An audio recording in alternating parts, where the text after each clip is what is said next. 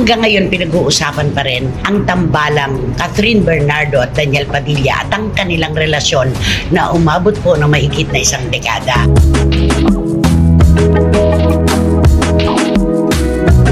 Kay Catherine, wala po tayong masasabi na nakaraan. Kasi ang unang boyfriend niya ay si Daniel Padilla talaga.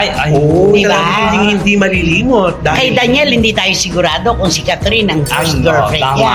Pero si Catherine talaga, si Daniel. Sure na sure tayo. Kaya natin hindi masasabi yung, bakit noon? Bakit sa ganito? Walang basis. Oo. Kasi first ito. Correct. Wala tayong magiging comparison kung anong naganap noon at ngayon. Oo, laging kinukumpara, di ba?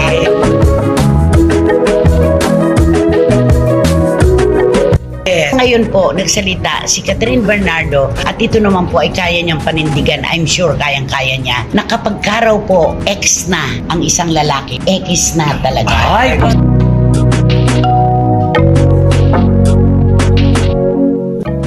Bitiranang kolumnista na si Nanay Christy Fermin, ibinahagi ang matinding desisyon ni Catherine Bernardo laban sa dating kasintahan na si Daniel Padilla. Kung bago lang kayo dito sa aking YouTube channel, huwag kalimutan mag-subscribe at pindutin niyo na rin ang notification bell para ma-notify kayo sa ating susunod na video. Maraming salamat!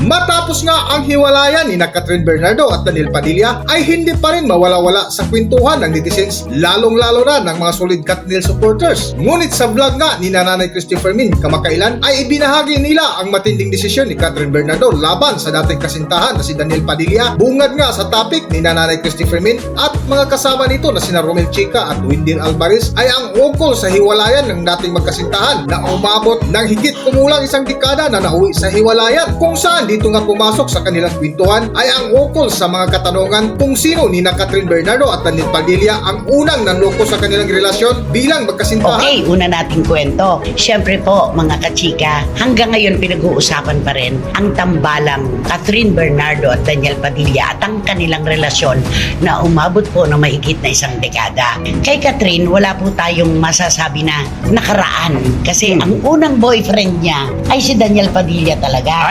Oo, Diba? talagang hindi malilimot. Kay Daniel, hindi tayo sigurado kung si Catherine ang first girlfriend niya.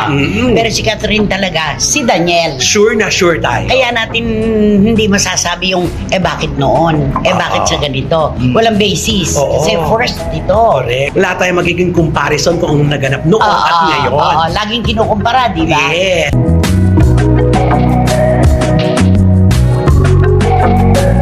Sa patuloy nga ng kwentuhan ni Nanay Christy Fermin at mga kasama ay binahagi nila ang ukol sa binitiwang salita ni Catherine Bernardo laban kay Daniel Ngayon Padilla. po, nagsalita si Catherine Bernardo at ito naman po ay kaya niyang panindigan, I'm sure kayang-kaya niya, na kapag karaw po, ex na ang isang lalaki, ex na talaga. So Diba? Ex na. So talagang itong pag-iintindi mo, ito talagang wala nang balikan magagawa. At wala nang pag-asa si Daniel kung siya man ay naghahangad na magkabalikan sila ni Catherine. Ay, nakakalungkot ng bonggang-bongga yan, ha? Ano punto mo? At siyempre, iba na pag sinabi talagang ikis na, talagang burado ka na, pati sa isipan. Oo. At siguro naman po ay dumating si Catherine sa isang punto ng buhay niya na bago siya nagsalita ng ekis, binalanse muna niya yan. Opo, at naranasan niya ang mga, siguro sa relasyon niyang ito, una pa lang to, pero naranasan niya lahat ng emosyon. Di nga ba yung sinasabi ng marami sa atin na kabantay, hindi siya binigyan ng freedom, parang wala siyang karapatang magdesisyon para sa sarili niya, parang gano'n. Kasama na yon. At yung issue ng merong iba, samantalang nandyan na si Catherine, hindi po namin masasabi ng 100% kung sino-sino. Pero ano ba ang magiging rason para sa isang babae ay bumakla sa isang relasyon? Kasi yun ang pinakamasakit sa babae. Yung ipagpapalit ka, maghahanap ng iba, yun ang pinakamasakit daw Yung sa nandyan babae. ka na, yung nandyan ka na, may kasalo ka pala sa pinggan. Ay, Diyos ko. Oo, na diba? hindi mo alam. Oo, tapos nalalaman mo pa sa ibang tao. Totoo yan. Kaya ikaw nung sabihin ni Catherine na ehis na talaga, ano ang punto mo? Ay, talagang wala na. Talagang lahat na kita anong gagawin mo, buradong-burado ka na Oo. sa akin. At minsan lang magdidesisyon ng babae ng malakasan na ganyan. Yung, kasi yung iba, di ba, hindi pa muna makapagsalita. Siyempre, baka mamaya meron pang second chance, Yes. di ba? Baka magkabalikan pa. Pero para sa isang Catherine Bernardo ay sabihin yung kapag ex na talaga. Yun na yun. Oo.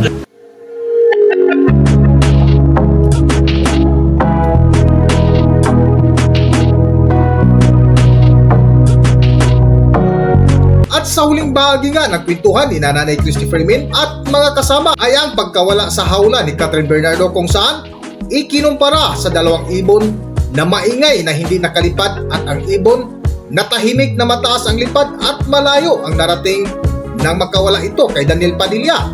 Para sa buong kwento, narito ang video.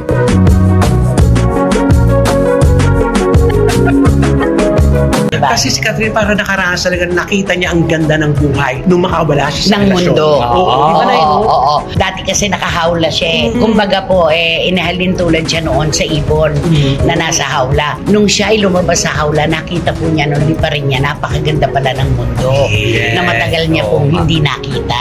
Puro napakaganda ang pagkawala niya sa hawla. Dahil, Kasi siyempre, maganda ang ginawa niya. Hindi naman siya maganda yung naging Oo. resulta. Resulta, hindi katulad na iba, pag nakawala sa hawla, di ba, kung ano-anong ginagawa.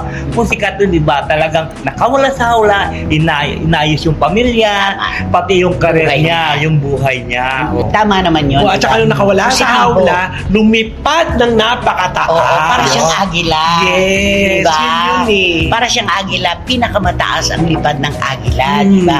Kaya nga, di ba, pinagkukumpara yung mga parot at saka ang agila. Ang parot, madaldal, salita ng salita, pero mababa lang ang paglipad.